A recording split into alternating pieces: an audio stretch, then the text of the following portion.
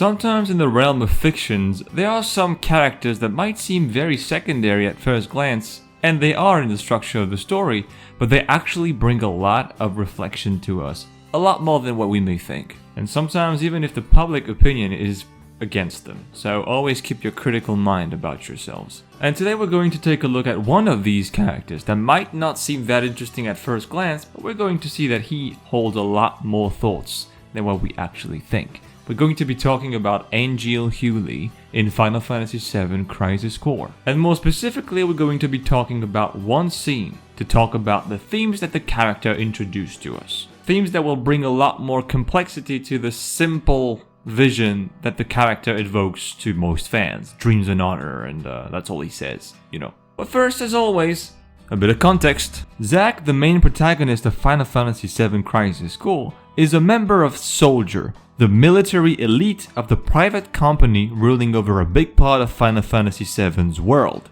Shinra. Also a member of this military elite is Angeal, Zack's older friend and mentor, spiritual leader of Soldier due to his integrity, ethics, and apparent wisdom. However, following a mission to end the war with Wutai involving both our soldiers, Angeal disappears. He leaves no traces behind, no words, no indication of what is going on. All Zack and we know is that Angeal's childhood friend, Genesis, also Soldier, deserted as well. A little later, during an intervention mission in Angeal and Genesis' hometown, we see both deserters again. Zack then helplessly witnesses Angeal's mother dead on the ground as his mentor is standing in apparent pain beside her. Despite this pain, he also shows apathetic traits to Zack's distress and reveals suicidal tendencies. But then he flies away again, and the truth of what is going on in his head is robbed from our reach. As you can see, the mystery of what is going on in Angeal's head is a tension that is rising up more and more as the story progresses. Why would a man raving on about dreams and honor all the time go rogue so mercilessly and seemingly kill his mother? All this build-up leads up to this scene. During an attack on Shinra's building by Angeal's childhood friend forces, Zack is chasing the scientist responsible for Angeal's mutations. Working for Hollander now? I want to stop for a moment on this bit that we've just seen for a reason that might seem insignificant but actually isn't. The Buster Sword. The Buster Sword is Angeal's sword, forged by his father, which actually caused same father to die from exhaustion while making the sword. This sword represents a creed for Angeal's family: dreams, honor, and sacrifice. A bit in the same vein as the Death Star in Star Wars, the Buster Sword is almost a character in and on itself because of what it means. Because it bears important character traits that are passed on to those who wield it. In the bit that we've just seen, we can see the Buster Sword just coming out of the tip, which is a tool to make us understand with a bit of subtlety that we are in the presence of Angeal, and he's kind of like poking away from his hiding point by just having his sword point out. But it also makes the conflict even more heartbreaking, because this sword represents honor, loyalty to Soldier, and having Angeal wield it against Zack highlights the conflict in a personal matter in one hand, but also in an ideological manner in another. Zack is still loyal to Soldier. He still has this honor code that Soldier bears, and Angeal is straying away from that idea, but we're going to talk about that a bit more later. But this sword representing honor used to stop Zack, it almost feels defiling. What is it you're after? World domination. That's not even funny, man. How about revenge? For what?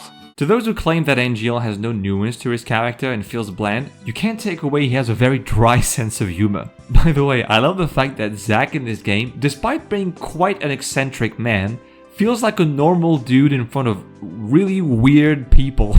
Interesting people, I'm not saying the opposite, but pretty weird still. In this quick exchange that we've just seen, notice that both men are separated by this pillar that shows visually that there is still something separating them even though they reunited in a way. Another element of disconnection is the fact that as they're talking, Zack is looking directly at Angeal, trying to catch his attention, while Angeal is just looking ahead in the horizon and not reacting. Angeal!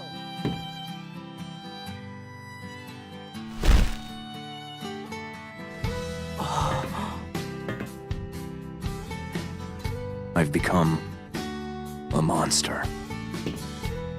A monster's objective is usually world domination or revenge. Now, you might think to yourself, it's a bit exaggerated to call yourself a monster just because you have a wing in your back. But you have to remember, soldiers are genetically modified human beings. So it begs the question, what is a human being? At which point are you not a human being anymore? Again, we'll touch on that a bit more later. Angeal's wing reveal is really touching for two reasons. The first is the music, this delicate violin melody with acoustic guitar taking the lead afterwards. It evokes a sense of fragility and purity, added to the vision of this white wing that almost seems sorry to exist. The music is called The Price of Freedom, which leads me to the second point. According to Cisne, another member of Shinra and protagonist in this game, wings symbolize freedom for those who have none. And Zack has a point. It does look like the wing of an angel. Yet Angeal cannot see it, and his name is Angeal for goodness sake. There's too much self-loathing within him to see past it, and it's so frustratingly sad that he cannot see the beauty and purity within himself. You're wrong. Those aren't the wings of a monster. Well then, what are they? Angel's wings. I see.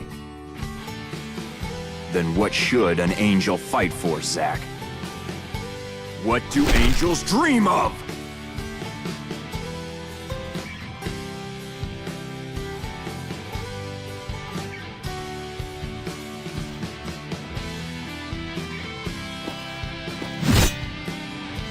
Angeal.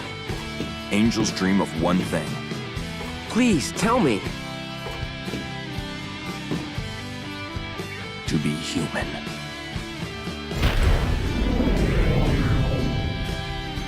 Okay, let's unpack this. Zack pointing out the fact that these are not monsters' wings, but they're angels' wings. Is Zack missing the point? Angeal is not troubled because he's a monster or because he's an angel. He's troubled because he's not human. That is the issue, but actually it's an incomplete description of it. What really troubles Angeal is that he was lied to. Soldier fed him brainwashing and propaganda about creed, loyalty to a code, to an organization, to a hierarchy, to comrades. But his honor code was built on trust because it was brought by an external entity.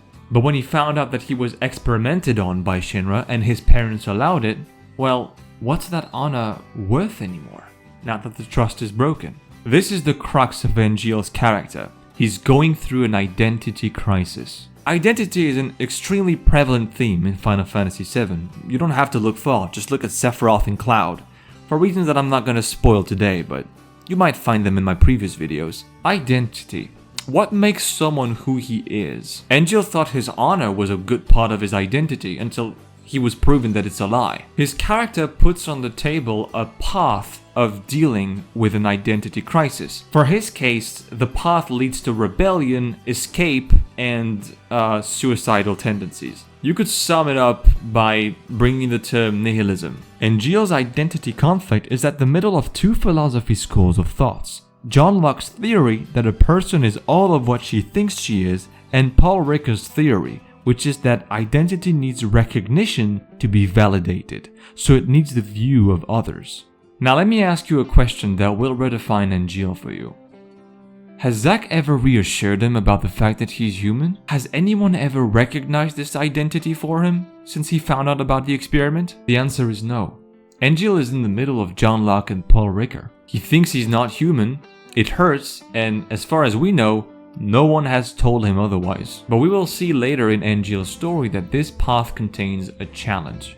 Redefining honor in order to find a new identity. Reforged it, and thus overcome the crisis that is currently making him spiral down. Because even though he's spiraling down, he's not completely gone yet. As he assaults Zack and urges him to defend himself, our beloved protagonist, ever loving and protective, refuses to do so. In front of his inability to kill his friend, Angeal discards him by making him fall from the plate, leaving Zack's fate unknown. But not outright killing him, at least. To see the rest of what Angeal's character has to offer, I would have to make another part to this video. So if you're interested in it, let me know. It would be very useful. But in the meantime, I will see you later for another one.